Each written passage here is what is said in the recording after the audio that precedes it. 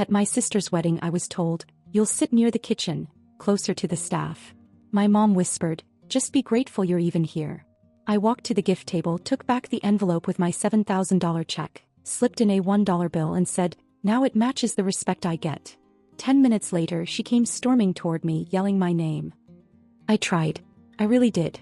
I showed up, dressed like I should, gift in hand, did my makeup classy, not dramatic, heels that didn't scream for attention. I even kept my mouth shut when my mother texted me the venue address without a hello or hope to see you. She never says please, and she never pretends to like me unless someone important is watching. I tried to be what they clearly never wanted me to be, invisible and agreeable. But they wouldn't even let me do that. I'd spent the entire week reminding myself this wasn't about me, that it was Amanda's big day, and I was just another guest.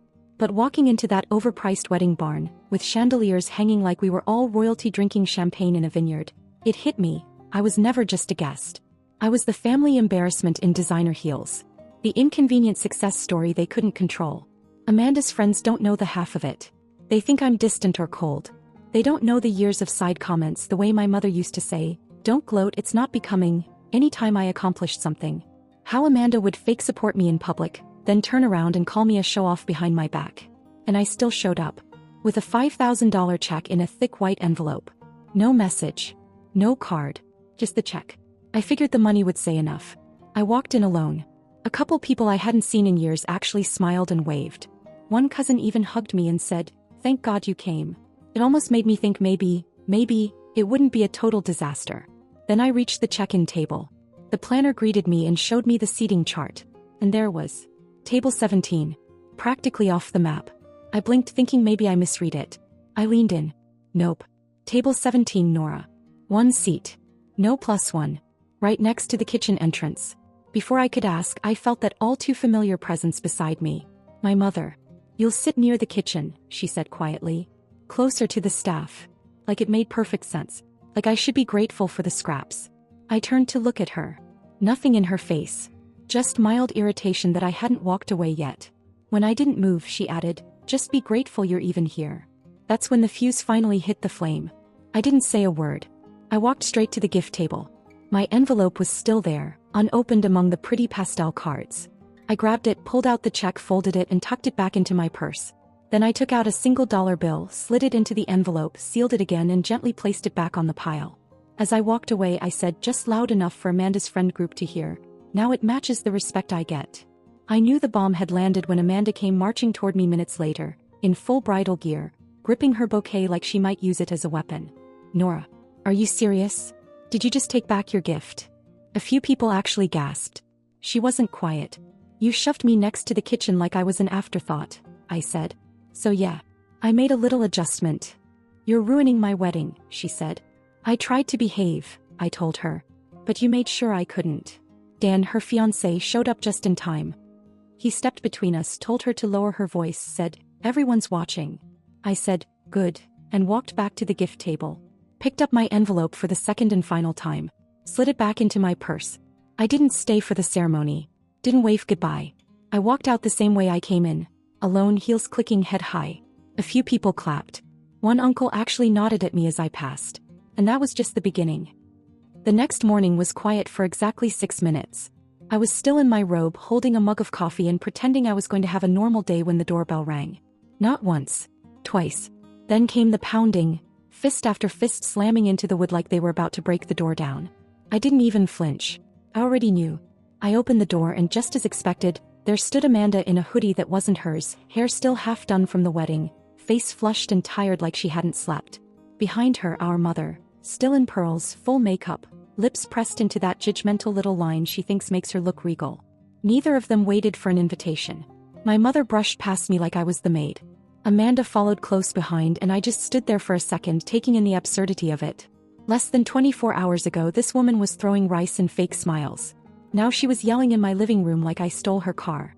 "Where is it?" Amanda snapped. "Where's the check?" I shut the door and turned to face them. "Good morning to you too. You think this is funny?" she yelled. "You embarrassed me in front of everyone. You made me look like a beggar." I crossed my arms. "I didn't make you look like anything. You did that all by yourself." My mother turned to me. "You don't need the money, Nora. We all know that.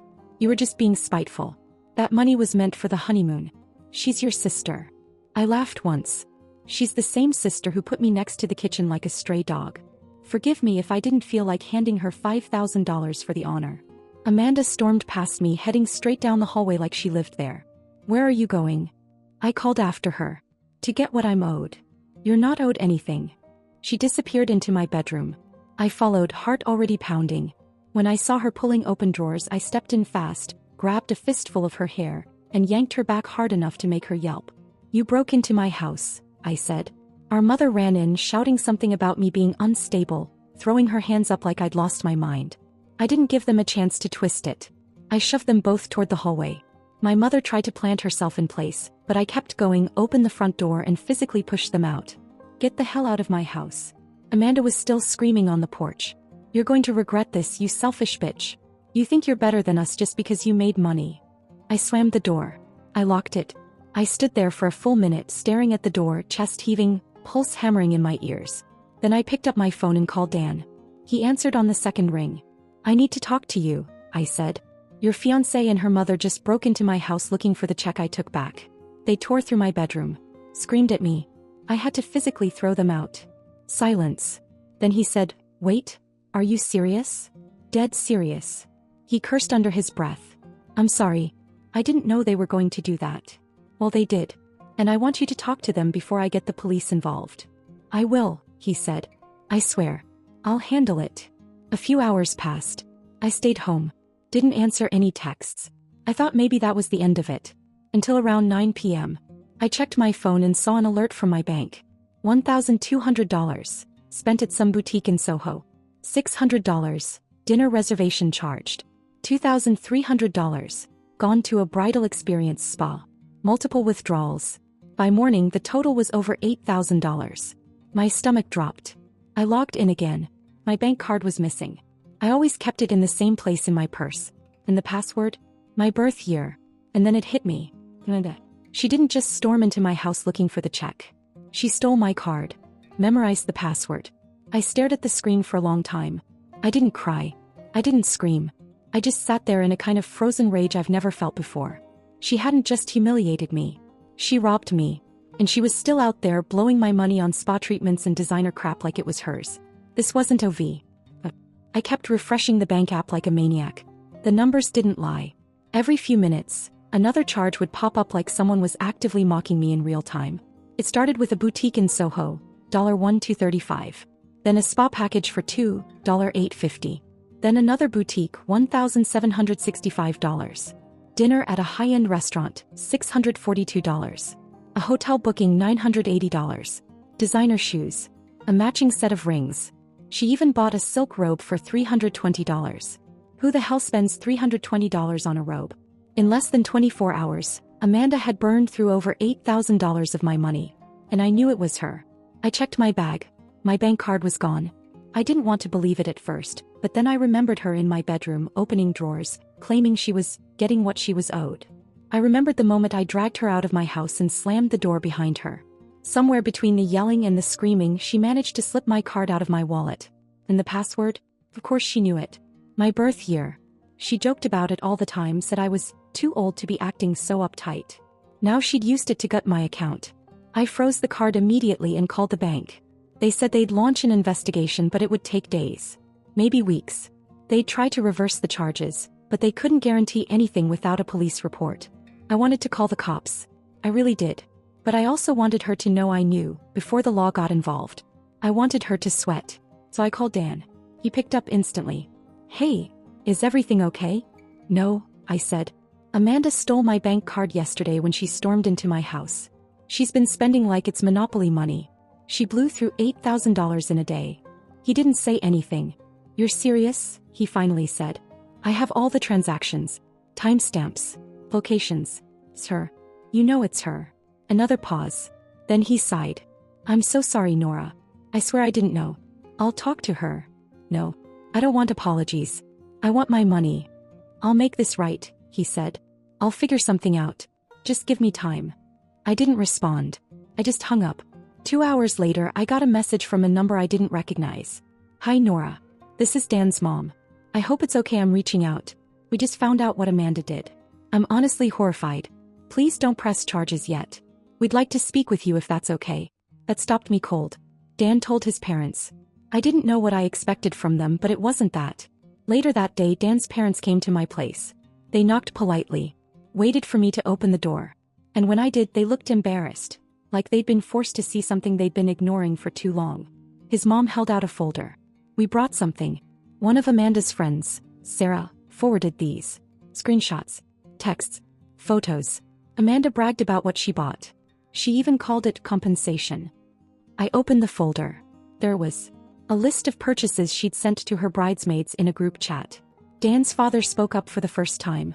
We're not here to defend her. This crossed the line. You deserve better than this. Later that night, Dan showed up at my place. He looked like hell. Said Amanda had flipped out on him. Accused him of betraying his future wife. Said I was manipulating everyone. I asked him point blank, "Are you still marrying her?" He didn't answer. I watched him closely. "You saw who she is. You can't pretend anymore."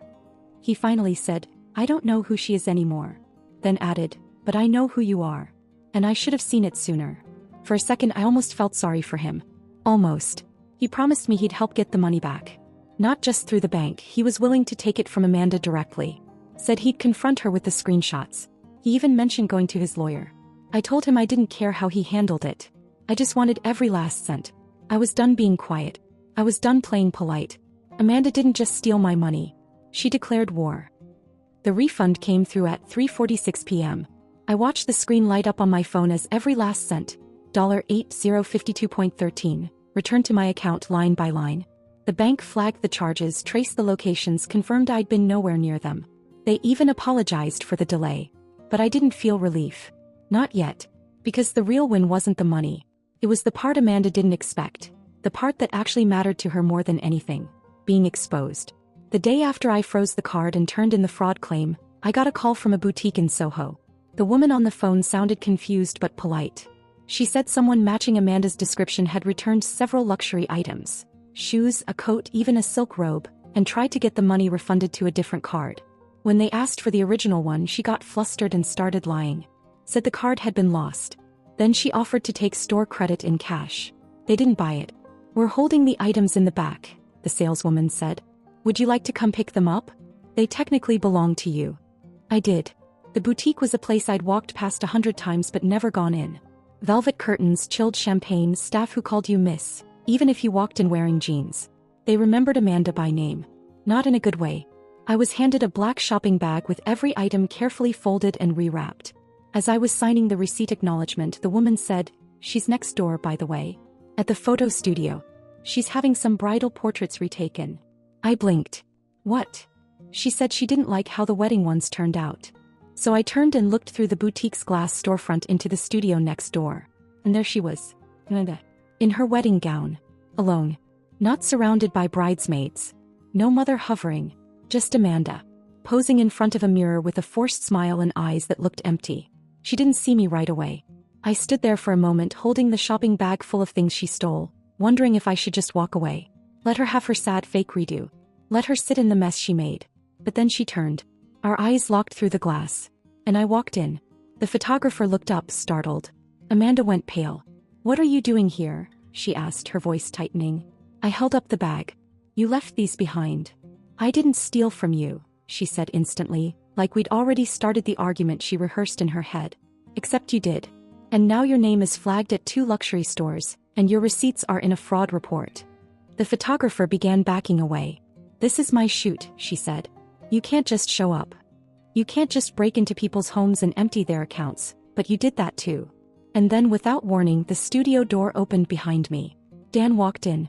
He froze for a second when he saw us. Amanda in her gown, me holding her theft in a shopping bag, the awkward silence between us. I hadn't told him I'd be there. I hadn't told anyone. He looked at her for a long moment.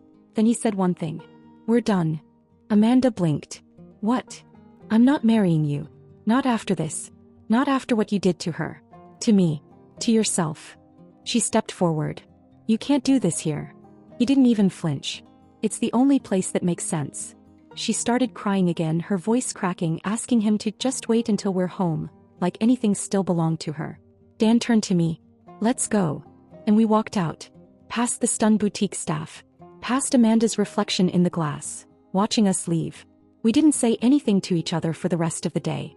Dan didn't ask to come home with me. He didn't ask for forgiveness. He just made it clear with his actions whose side he was on now. The money was back. The truth was out. Amanda had been left standing alone in her rented fantasy. And that should have been the end. But with women like Amanda and my mother, people who've spent their whole lives believing the world owes them something, it's never over. 3 days of silence. That's all I got. 3 days where no one texted, no one showed up at my door, and Amanda's name stayed out of my mouth. I even started to believe maybe it was over. Maybe Dan breaking off the engagement was the final blow. Maybe the returned money, the public embarrassment, the shattered photo shoot. Maybe that was finally enough for them. I should have known better. On the morning of the 4th day, I walked into my kitchen, phone in hand, planning to check emails and make coffee. But I stopped mid-step. The back door was open. Unlocked. Halfway pushed out into the yard like someone forgot to close it. And my stomach dropped. I didn't leave it like that. Before I could process it, I heard it, the rustling of drawers in the next room. Voices. Whispering. I grabbed my phone and walked fast, silent. I turned the corner into the hallway and there they were. Amanda. My mother. Inside my house. Amanda had my desk drawer open, rifling through old bank statements. My mother was in my closet pulling out boxes. They hadn't seen me yet. I just stood there watching. The audacity of it. The sheer, unbelievable entitlement. When Amanda turned and finally spotted me, she didn't even flinch. She didn't act guilty. Just said, "Where is it?" I stared. "Where is what?" "You know what we're here for," my mother added from across the room as if that explained anything. "You already got caught," I said. "You're lucky I didn't press charges. And now you're breaking into my house again." "We're not leaving without it," Amanda said, stepping closer. "You're not leaving at all," I snapped. "I'm calling the cops." My mother's tone changed instantly. "Don't overreact, Nora. We're family. We just want what belongs to Amanda." I laughed, stunned. "What exactly do you think belongs to Amanda?" She looked me dead in the eye. "The money. You took it back, but it was a wedding gift. That makes it hers." I actually had to steady myself. "You broke into my home. To search for money you already stole and got caught stealing." Amanda's eyes darted around like she still thought it might be hidden somewhere. She moved toward the living room. That's when I lost it. I walked straight up to her, grabbed her by the back of the head and yanked her backward. She screamed, dropped a stack of papers and fell sideways into the couch. My mother rushed toward me, trying to pull me off, but I shoved her back so hard she stumbled into the wall. "Out," I said. "Out of my house. Or I swear this time I'll let them arrest you both." Amanda scrambled to her feet, hair tangled, red-faced. "You psycho. You've always been jealous of me." I opened the front door and pointed outside. Neither of them moved fast enough, so I started pushing. Literally pushing. Amanda first. My mother second. Like trash I was finally taking out. When the door slammed behind them, I locked it. Then I picked up my phone and called 2 people, my father and Dan. My father answered, already sounding tired. I told him everything. His only response was, "Don't involve me. I told you from the start I wasn't getting in the middle." Of course he did. Then I called Dan. He picked up, voice cautious. "Are you okay?" "They broke into my house again. They were looking for the money. Amanda and your ex-future mother-in-law." He cursed quietly. "What do you want me to do?" "I don't care what you do," I said. "But they're your problem too. And if they show up again, I'm filing a police report." He hesitated. "I'll take care of it." I didn't expect him to. But what happened next I absolutely didn't see coming. Because 2 hours later I got a call from Dan again. He was panicked. "Check your account," he said. "Now." I logged in. $0. He took my backup card. The one I hadn't even realized was missing. While she was here. During the chaos. He slipped it out of my drawer. And this time she didn't just take 8 grand. She drained everything. It didn't even feel real at first. Just numbers. Just a screen. I stared at the app like maybe I had opened the wrong account. Like maybe this was some glitch or mistake or cruel trick my mind was playing on me. But it wasn't. She'd taken everything. Amanda found the backup card, the one I stupidly kept in the bottom drawer of my desk for emergencies. The one I hadn't used in months. And I'd left it there thinking it was safe. Thinking no one would ever be vile enough to take it. Not even her. I hadn't checked the balance in weeks. It was tied to my savings. Quiet. Out of sight. Just in case. And now it was empty. I called the bank immediately, shaking. They froze the account. Started another investigation. But the woman on the phone said something that made my stomach turn. The card was used in person multiple times over the last 24 hours. designer stores, a resort spa, several restaurants. Amanda was still spending, still celebrating, still pretending nothing could touch her. I hung up and messaged Dan. No reply. Then I messaged Dan's mom. She replied immediately. We're handling it. Don't call the police yet. Please. Give me a day. I didn't want to trust her. But something in me was so tired, so hollowed out by all of it. I gave her the day. That night Dan called. He said he'd gone to Amanda's apartment. She wouldn't open the door. He heard her laughing inside with a friend, playing music like she was at a bachelorette party. Like she didn't care about a single thing that had happened.